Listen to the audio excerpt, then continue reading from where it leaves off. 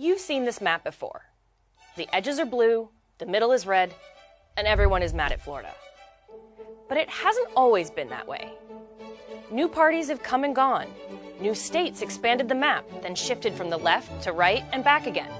And who is allowed to vote has transformed this map over the last 231 years. Here's how the U.S. has voted in every presidential election since 1789. 13 years after the signing of the Declaration of Independence, George Washington is elected the first president of the Union in 1789. He easily wins a second term. But only about 1.3% of the country's population casts a ballot. In most states, only white men who own property can vote, with some exceptions. Pennsylvania, Maryland, New Hampshire, Massachusetts, Vermont, all allowed free people of color to vote on exactly the same basis as their white neighbors, and without property requirements. The birth of our two-party system includes the Federalists, who favor financial interests, and the Democratic Republicans, who favor farmers. The election of Thomas Jefferson in 1800 initiates nearly 40 years of Democratic-Republican presidential dominance. In 1824, four Democratic Republicans run against each other in a race so close, it's decided by the House of Representatives, who chooses John Quincy Adams over Andrew Jackson. 4 years later, Jackson runs again.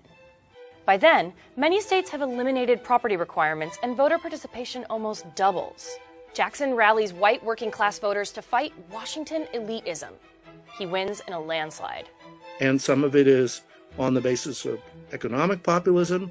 Some of it is on the basis of inveterate racist policies towards Native American nations. Some of it is on the basis of a kind of friendliness and accommodation to slavery. Jackson wins again in 1832, and a new business-friendly opposition party comes together. They call themselves the Whigs, and one of their major issues is fighting the expansion of slavery into new territories. Slavery is the one issue that is most likely to have determined which way someone votes throughout the first half of the 19th century, with conservatives and liberals on both sides. In 1836, four Whig candidates run, but Democratic-Republican Martin Van Buren wins the most states. And power shifts back and forth between the two parties for the next decade. New states like Florida, Texas, and Iowa expand the electoral map. By 1856, after a string of defeats and infighting over slavery, the Whig Party collapses. A new Republican Party emerges, opposing slavery and calling for economic reform. So at this point, we have both major parties that exist today, even though their platforms have changed drastically since then. The Republicans gain popularity in the North and try to win over free black voters in the South. It's not as if Republicans are not racially discriminatory or they're not racist. It's going to benefit them to have black people become a part of the franchise and begin to vote, and ideally be Republicans. Meanwhile, the Democratic Party unifies the pro-slavery vote and cements their hold on the South. That divide deepens, and in 1860, Republican Abraham Lincoln wins on an anti-slavery platform. It's really two separate elections, one in the North and one in the South. Lincoln isn't even on the ballot in most of the slave states. We might as well already be in two distinct republics by the summer and fall of 1860. Starting with South Carolina, 11 southern states secede from the Union to form the Confederacy, and the Civil War begins in 1861. In the midst of the war, Lincoln wins a second term. That's also the first election where we had absentee balloting. Lincoln wanted to make it possible for soldiers in the field to vote because he assumed they would vote overwhelmingly Republican, which in fact is what they did. A year later, the Confederacy loses, and southern states begin to rejoin the Union. Lincoln is assassinated in 1865, and Vice President Andrew Johnson takes over.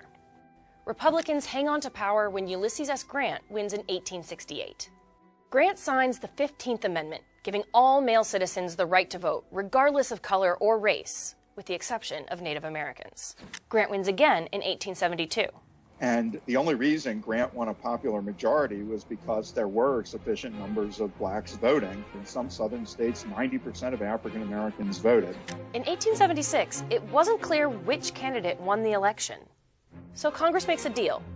Republicans get the presidency, with Rutherford B. Hayes taking office, and Democrats in the South get something they've wanted since the end of the war: the removal of federal troops that have been protecting the civil rights of newly freed Black people. People can vote, people can run for office, they can purchase property, and essentially the Hayes-Tilden Compromise in 1877 ends Reconstruction, and we begin to move towards what we later come to know as Jim Crow. State and local governments pass laws designed to keep African Americans from voting. Democrats ride a wave of anti-Reconstruction sentiment and dominate the South for the next century or so. Still, in 1896, Republican William McKinley wins by the largest margin his party has seen in 20 years. The Republican Party basically had become the presumptive majority party. I mean, it was a contest basically over kind of rural agrarianism and urban capitalism, and the country favored Republicans. In 1912, Theodore Roosevelt runs as a progressive in what he dubs the Bull Moose Party. It splits the Republican vote in half, handing the win to Democrat Woodrow Wilson. Still, Roosevelt's Progressive Party is the first with an agenda designed to attract women suffragists. So the agenda of progressives was things like food and drug legislation, child labor legislation, factory legislation, better education, those sorts of things. And those are traditionally seen as women's issues. And the progressives understood that if they enfranchised women, they would win more votes. The women's movement gains momentum through the 1910s, and states like Washington, Oregon, and California give women the vote. The 19th Amendment grants women the right to vote nationwide in 1920. But 6 decades pass before they turn out at the same rate as men and form a significant voting bloc. Women maybe turned out at 2/3 of male voters, right? They weren't changing the electorate in that way. They weren't going to change it until they started voting differently from men. After Wilson, 3 Republicans win in a row, ending with Herbert Hoover in 1928. The economy crashes in 1929, and public outrage over the Great Depression helps Franklin D. Roosevelt win in 1932. World War II collides with the end of his second term, and the nation decides to stick with him for an unprecedented third term, and then a fourth term to get them through the other side of the war. Voter demographics and party alignment shift during his 12-year presidency in ways that can still be felt today. Democrats consolidate the support of recent immigrants and younger working-class whites who had previously voted Republican. New Deal Democrats begin winning over the millions of Black people migrating north to escape Jim Crow terror in the South. When Roosevelt first ran in 1932, when he was first elected, 80% of African Americans were still voting for Herbert Hoover. The first time significant numbers of Blacks voted Democratic was in Franklin Roosevelt's re-election in 1936, and that's because the New Deal anti-poverty programs extended to African Americans. FDR dies in 1945. Vice President Harry S. Truman takes over and then wins the election of 1948. If you were a Truman voter in 1948, what you thought you would be voting for is, in effect, a third stage of the New Deal. But in 1952, Republican Dwight D. Eisenhower ends 20 years of Democratic rule with 2 landslide elections in which he only loses the South. Presidential campaigning passes still another milestone. A TV-savvy campaign leads John F. Kennedy to victory in 1960, the last time a winning candidate loses Ohio. The newly popular medium forces him and the nation to confront rampant discrimination against Black people.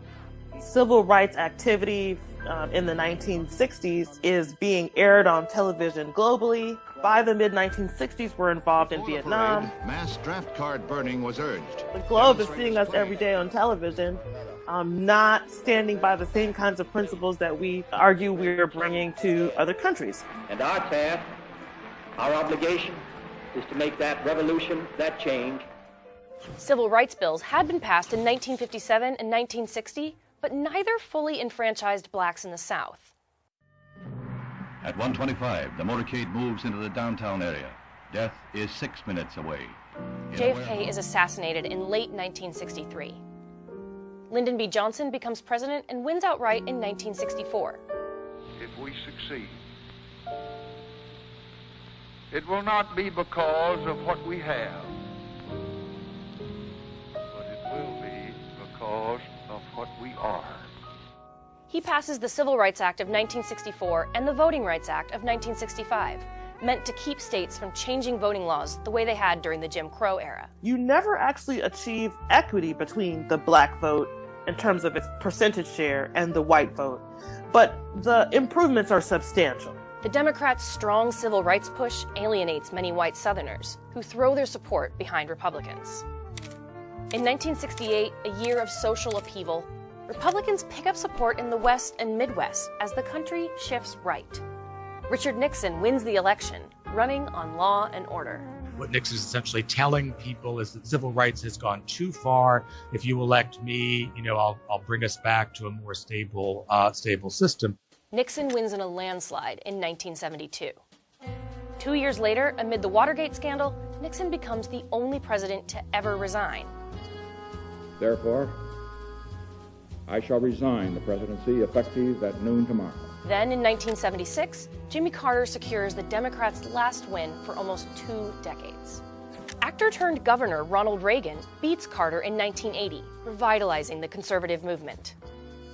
This every 4-year ceremony we accept as normal is nothing less than a miracle. It's hard to overstate how devastating a defeat the 1980 election was for the Democrats.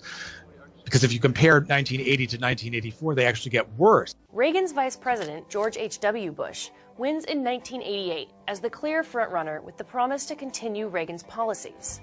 But in 1992, Bill Clinton, a Southern Democratic governor, revitalizes his party by successfully appealing to moderate voters. And Clinton is elected on this platform of a kind of young, new Democrat. Al Gore is his running mate. The idea is that this will symbolize a new generation of Democrats. In 2000, Republicans rally behind the younger George Bush, George W., then the governor of Texas. Al Gore wins the popular vote, but a controversial Supreme Court decision gives Bush Florida, handing him the election. In the wake of the 9/11 attacks, Bush wins again in 2004, coming close to rebuilding Reagan's Red Wall. But in 2008, during a devastating financial crisis, Democrat Barack Obama wins in a landslide, picking up solidly Republican states like Virginia, and becomes the first black president. But on this January night, at this defining moment in history, you have done what the cynics said we couldn't do. The Obama approach is to energize the young and essentially to appease and soothe suburban voters who had been reliant Republican voters in the 80s and 90s because basically they thought Democrats would drive the country off the cliff economically. After Obama wins a second term in 2012 with the same diverse coalition of voters, Republicans do what they call an autopsy on their party. Postmortem said, we need to reach out to Latino voters. We need to reach out to Asian voters. But 4 years later, they nominate a famed real estate baron and reality TV star not known for appealing to a diverse array of voters. Donald Trump doesn't intend to build a wall.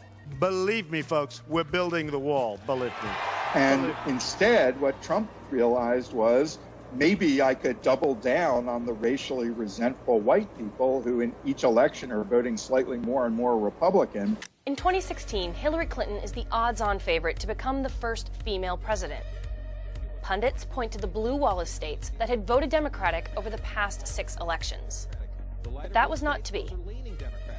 Very similar to the Voting Rights Act itself, the election of Obama created a significant backlash. I mean, the American history is defined to some degree by civil rights movement forward, backlash, white supremacy back. Clinton does win the popular vote, but Trump charges through the blue wall, winning the Electoral College with a campaign that, by and large, ignored the 2012 autopsy. Trump's populist campaign captures swing states like Florida, Pennsylvania, and Wisconsin that could have gone either way. I don't know if Trump's a political genius or not, but he intuited something that you actually could squeeze another presidential victory or two out of a racially disaffected white electorate. Today, the experts say the American political system is the most polarized it's ever been. Trump benefited from the fact that 90% of Republicans are going to support him. There's this phenomenon called negative partisanship, where even if you don't love your party, you know you hate the other side. Leading up to the 2020 election, a global pandemic and months of civil unrest have left the most diverse electorate in history firmly divided along party lines. Fully 1/3 of eligible voters are non-white, driven by an increase in the Hispanic population. But questions remain around whether people will make it to the polls, how states will handle mail-in votes, or when a winner can even be announced.